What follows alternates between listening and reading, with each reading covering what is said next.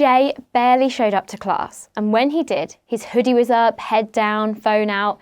Teachers labelled him lazy. Truth was, Jay had fallen behind years ago, and every lesson now felt like a reminder of failure. When his mum booked a tutor, he barely spoke in the first session. But week by week, the tutor didn't just teach, they listened, adapted, showed Jay small wins that built trust. Eventually, Jay started turning up on time and even asking questions. He didn't become a straight A student overnight, but he re-engaged. Sometimes tutoring is the first time a student feels seen.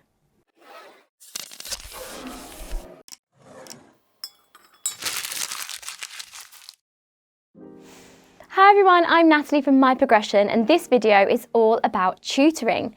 I'm going to talk through what is a tutor, what does the average day look like, why it's so important, and what experience and qualifications you need to be a tutor. So this is the first video in a series about tutoring. So if this is a topic that interests you, then drop us a comment with the word tutor or any specific advice that you want on this topic. And make sure you subscribe to My Progression to keep up to date with all things education.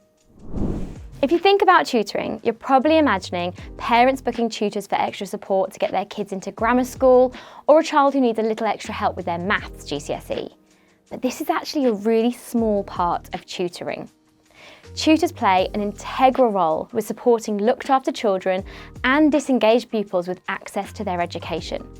My Progression is powered by Teacher Active, one of the UK's largest education recruitment agencies, and they work with hundreds of tutors every single week. We asked them what are the most common reasons that tutoring is needed, and they said this is due to permanent exclusion, medical needs, so they may have a long-term illness where access to education has been challenging, students with EHCPs where they're unable to find a school to meet the specific needs, or young people in care moving between placements awaiting a new school place. Sometimes tutors are required to deliver booster sessions to students in full-time education for specific topics as well. My Progression is brought to you by Teacher Active. And keeping on top of your CPD just got even easier with the Teacher Active app. You can browse through all My Progression videos and test your knowledge straight away by gaining and downloading CPD certificates right onto your phone. If you're working with us as an educator, you can set your availability when it suits you. Earn when you want, learn when you can. Download the Teacher Active app today.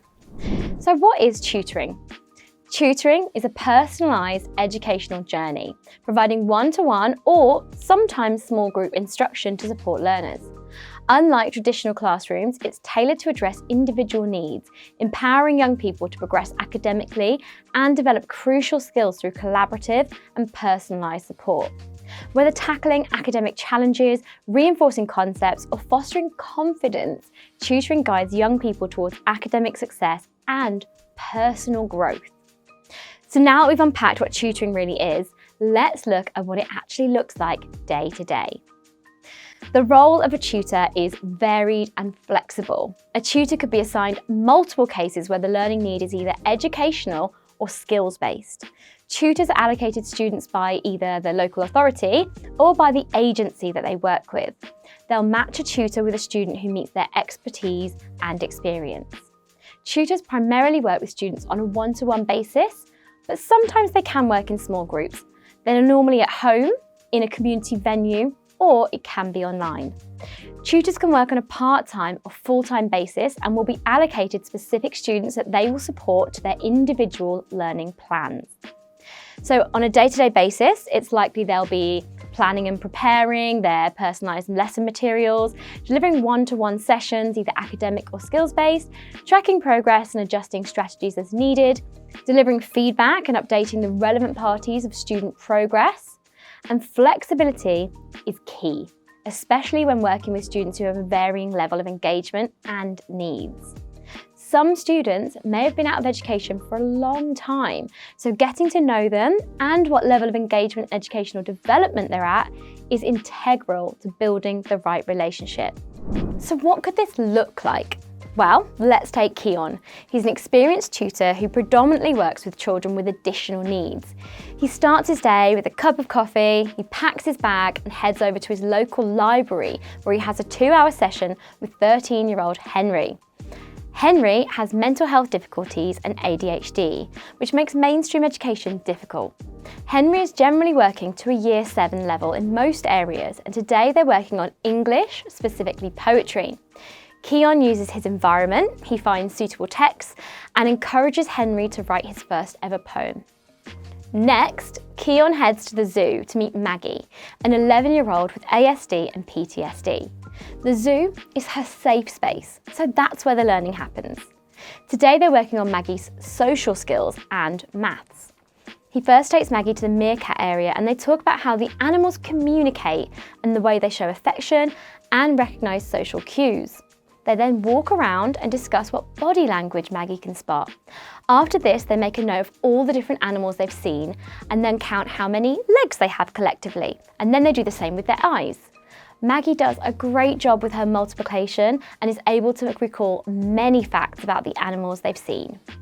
Keon heads home after this as his agency has just informed him that he has a new case starting tomorrow. He's working with Aaron, who has recently been placed in care due to severe behavioural issues. He needs to set up a meeting with the child's parents, social worker and carers to understand what his needs are so he can plan the first session. If you're thinking, could I do this? Let's talk about what you actually need to become a tutor.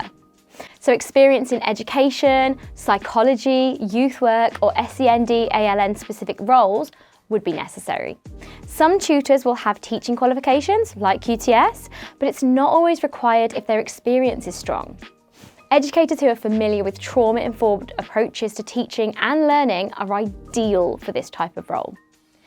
Patience, empathy, creativity, and adaptability are essential. Being able to build trust and rapport, especially with students who may have had negative experience in traditional settings, is crucial. Some of these students will be extremely disengaged, so being patient and understanding will help foster a positive relationship. Strong communication skills are a must. Knowing how to use the right tone with a student, the ability to state instructions in a clear and concise manner is crucial when working with pupils who may have PDA or ASD. For more information on PDA, see our video on pathological demand avoidance, linked in the description below. And whilst you're there, like, subscribe and click on the bell to keep hearing more from My Progression. Educators who are proactive and have the ability to plan and deliver pupil-centric sessions tailored to the students they're working with will be successful in this role. Being able to problem solve on the spot whilst maintaining a calm and encouraging presence all help make learning feel safe and achievable.